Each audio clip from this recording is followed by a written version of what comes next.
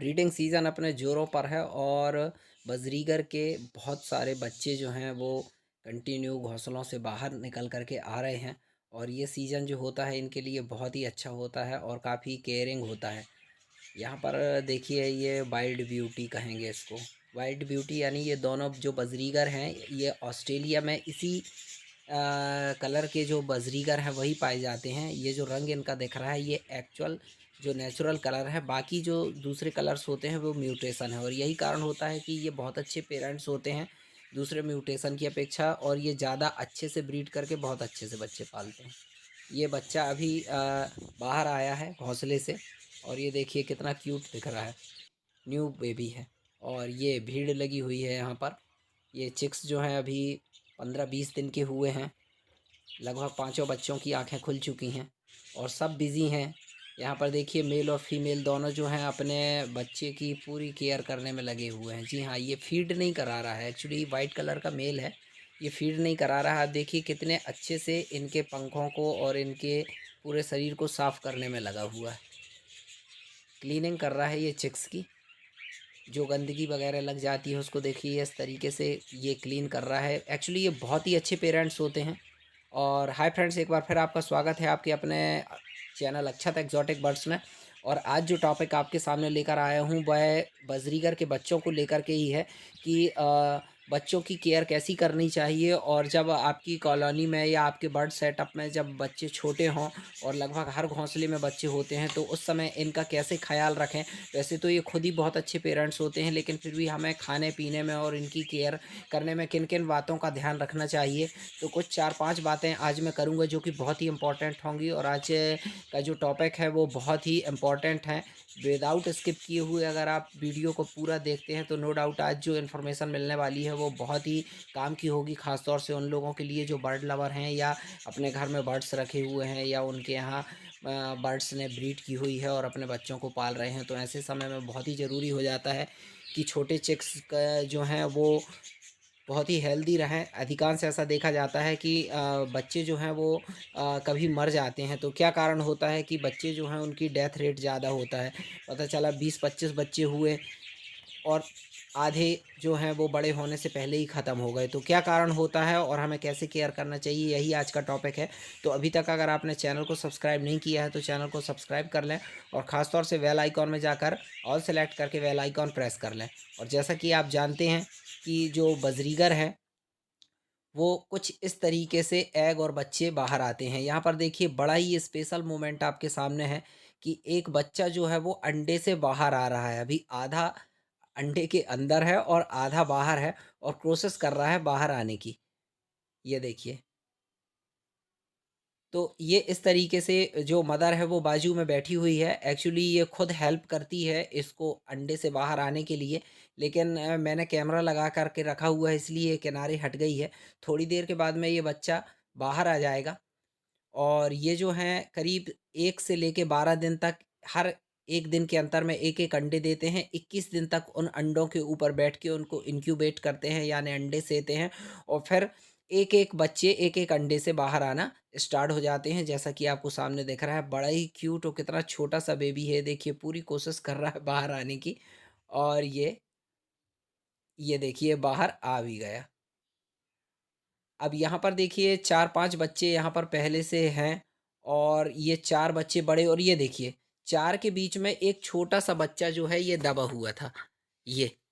तो इन ऐसी स्थिति में बहुत ही ज़रूरी हो जाता है कि जब आपके सेटअप में 4-5 बच्चे 4, 5, 6, 8, 10, 15 पेयर ने जितने भी पेयर हैं उन्होंने ब्रीड की हुई है, तो लगभग हर मटकियों में या हर घोंसले में बच्चे होते हैं। तो इस बच्चे को मैं यहाँ से उठा लूँगा और इसे किसी ऐसी मटकी में रख दूँगा जहाँ पर कि इस ऐज का बच्चा होगा यानी इस साइज़ का बच्चा होगा, ताकि ये बड़े बच्चों के बीच में दबकर मरे नहीं।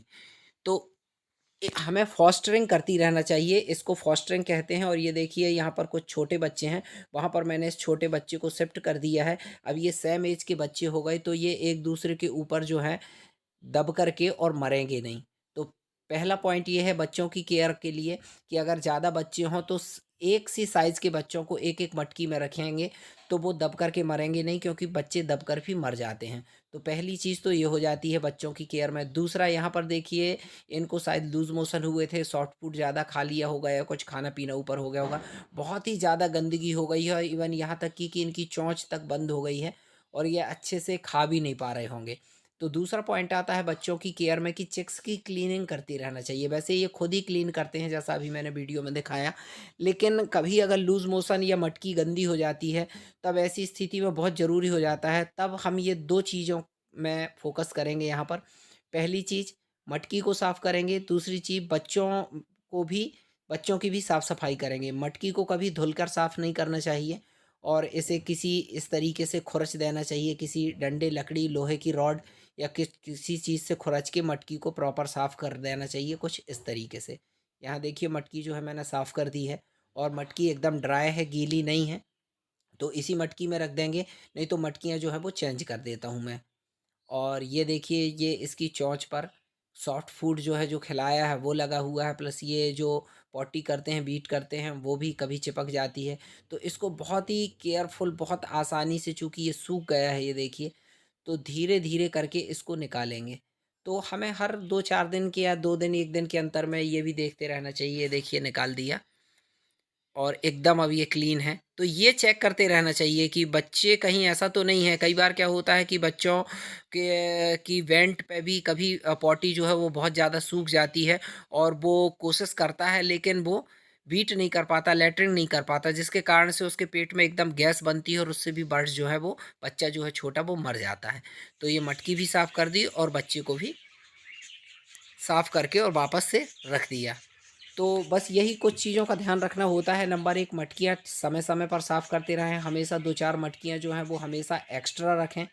दूसरी चीज़, बच्चों की क्लीनिंग में ध्यान दें। रोज़-रोज़ मटकियों को झाँकने की ज़रूरत नहीं होती, नहीं तो ये डिस्टर्ब होते हैं। लेकिन फिर भी अगर किसी मटकी में लूज़ मोशन की प्रॉब्लम है या बार-बार मटकी गीली हो रही है, तो उसको डेली बेसिस में रेगुलर उसको चेक भी करते रहना चाहिए, ये दूसरा पॉइंट है। तीसरा पॉइंट ये है कि बच्चों के की मटकियों को जब आप साफ़ करते हैं, तो अगर मटकी गीली है तो उसे सूखने के लिए रख दें और नई मटकी उसकी जगह पर लगा दें। तो ये 3 बातें हो गई। एक तो फॉस्टरिंग कर दें, यानी बच्चे को उठा कर के सेम ऐज के बच्चे के साथ में रख दें, वो सब एक-दूसरे के बच्चों को पाल लेते हैं, कोई प्रॉब्लम नहीं आती।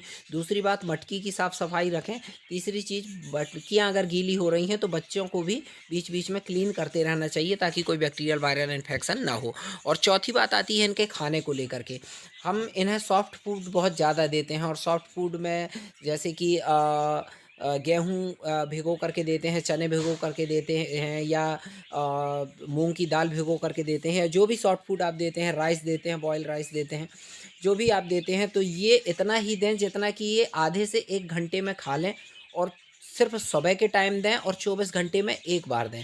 अगर आप ज़्यादा सॉफ्ट फूड देंगे तो बड़े बर्ड्स को प्रॉब्लम तो नहीं होगी, लेकिन छोटे बच्चों को लूज़ मोशन की प्रॉब्लम आ जाएगी और वो बार-बार मटकियों को गीला करेंगे, और वैसे में मटकियाँ जो होती हैं वो रात में वैसे ही ठंडी हो जाती हैं, और अगर अंदर से ऊपर से गीला है तो बर्ड्स को, बच्चों को ठंड लग सकती है और बच्चे जो हैं वो मर जाते हैं, क्योंकि बच्चों को वैसे ही कुछ ज़्यादा टेम्परेचर की ज़रूरत होती है। इसीलिए आप देखिए, बर्ड्स जो है अपने बच्चों को इस तरीके से ढक कर के बैठता है। तो ये चौथी बात हो गई कि इनको सॉफ्ट फूड जो है, अगर आप चाहें तो 1 दिन के अंतर में भी सॉफ्ट फूड दे सकते हैं, बाकी आप ड्राई सीड मिक्स में भी बहुत अच्छे से अपने बच्चों को पाल लेते हैं। ऐसा नहीं है कि आप सॉफ्ट फूड ज़्यादा देंगे तो बच्चे जो हैं वो बहुत जल्दी ग्रो करेंगे और बहुत ही अच्छा रहेगा उनके लिए। बहुत ज़्यादा देने में उनके लिए नुकसानदायक भी हो सकता है। अब पाँचवीं और आखिरी बात बताना चाहूँगा। क्या होता है कि बर्ड्स जो हैं लगातार ब्रीड करते हैं, और जब उनके बच्चे जो थोड़ा बड़े होने लगते हैं या बड़े हो जाते हैं, तो वो वापस से फिर से एग लेकर देते हैं, और कई बार 1-2 बच्चे छोटे ही रहते हैं और ये वापस से एग लेकर देते हैं। तो कई बार ये अपनी मटकी छोड़ कर के दूसरे की मटकियों में अटैक करना शुरू कर देते हैं, क्योंकि इनकी मटकी में पहले से बच्चे होते हैं, अब इनको और एग ले करना है, तो ये स्वाभाविक है कि दूसरी मटकियों पर अटैक करेंगे। और दूसरी मटकी में अगर किसी दूसरे बर्ड के छोटे बच्चे होते हैं, तो कई बार ये दूसरों के छोटे बच्चों को मार भी देते हैं। तब ऐसी स्थिति में हमें हमेशा एक्स्ट्रा मटकियाँ लगा कर रखना चाहिए। मैं पहले भी वीडियो में कई बार ये चीज़ें बता चुका हूँ, जब मैंने मटकियाँ लगाई थी तब भी मैंने ये बताया था कि अगर मेरी कॉलोनी में अगर 50 पेयर बर्ड्स हैं तो मैं 60 मटकियाँ कम से कम लगाता हूँ।